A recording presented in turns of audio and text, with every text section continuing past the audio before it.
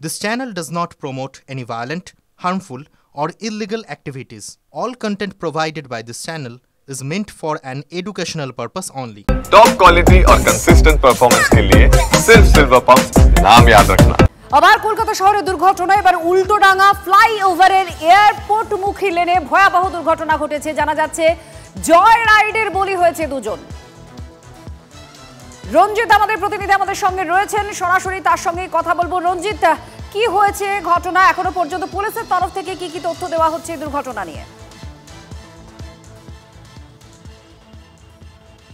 উল্টোডাঙ্গা ফ্লাইওভারে এয়ারপোর্টমুখী লেনে ভয়াবহ দুর্ঘটনা এবং দুর্ঘটনার জেরে বেপরোয়া গতির কারণ পর্যন্ত জানতে পারছি যে কলকাতা থেকে একটি বাইক, অর্থাৎ বাইকটি দেখাবার চেষ্টা করব। কলকাতা থেকে এই বাইকটি অর্থাৎ বুলেটটিতে 4 জন যুবক, তারা কিন্তু এই এয়ারপোর্টমুখী লেনে অর্থাৎ উল্টোডাঙ্গা থেকে এয়ারপোর্টগামী লেনে ওঠে এবং দ্রুত বেপরোয়া গতি থাকায় কিন্তু তারা কিন্তু গার্ডরেল অর্থাৎ উল্টোডাঙ্গা ফ্লাইওভারে যে গার্ডরেল ছিল সেই গার্ডরেলে ধাক্কা মারে এবং ধাক্কা মারার পর প্রত্যেকেই কিন্তু ছিটকে যায় রাস্তার ওপরে এবং সকাল 5:42 নাগাদ 4 জন যুবক বিনা হেলমেটে দ্রুত গতিতে কলকাতা দিক থেকে এয়ারপোর্টের দিকে আসছিল এবং দ্রুত গতিতে বাস চাকায় নিয়ন্ত্রণ হারিয়ে ব্রিজের যে গার্ডরেল ছিল সেখানে ধাক্কা মারে এবং ছিটকে গিয়ে পড়ে রাস্তায়।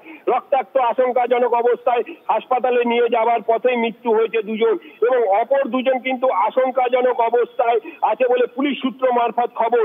এদের প্রাথমিকভাবে প্রত্যেকেরই নাম জানা গেছে। এদের নাম হচ্ছে শোয়েব, সোহেল, রহমান এবং ফারুক। এরা একটি বার্থডে পার্টিতে 4 জন এই বাইকে ছিল আর সেই বাইকে জয় রাইডের বলি হলো দুজন। এখনো দুজনের অবস্থা আশঙ্কাজনক, হাসপাতালে ভর্তি। ধন্যবাদ রঞ্জিত। এবার আবহাওয়ার খবর একটু আপনাদের দেবো, কারণ আবহাওয়ার যা পূর্বাভাস রয়েছে তাতে দক্ষিণবঙ্গে এবার মাত্রা ছাড়া গরম পড়তে পারে। 8 মে থেকেই লাফিয়ে লাফিয়ে দিন আর রাতে তাপমাত্রা বাড়বে বলে পূর্বাভাস দেওয়া হয়েছে।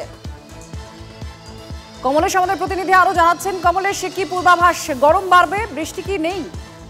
দেখো, বৃষ্টি বাদলা হচ্ছিল বলে সর্বোচ্চ তাপমাত্রা স্বাভাবিকের নিচেই ছিল। মানে শুধু কলকাতা বা লাগোয়া অঞ্চল নয়, পশ্চিমাঞ্চলেও গরমের দাপট অনেকটাই কম রয়েছে। আজকাল দুদিনই ঝড় বৃষ্টি হতে পারে, তবে বুধবারের পর থেকে এই বৃষ্টি বাদলার সম্ভাবনা অনেকটাই কমে যাবে, বরং শুকনো হাওয়া দাপট বাড়বে। ফলে পশ্চিমাঞ্চলের দিকে মানে বাঁকুড়া, পুরুলিয়া এই অঞ্চলে আবার লু বইতে পারে এবং সর্বোচ্চ তাপমাত্রা 40-41 ডিগ্রিতে পৌঁছতে পারে।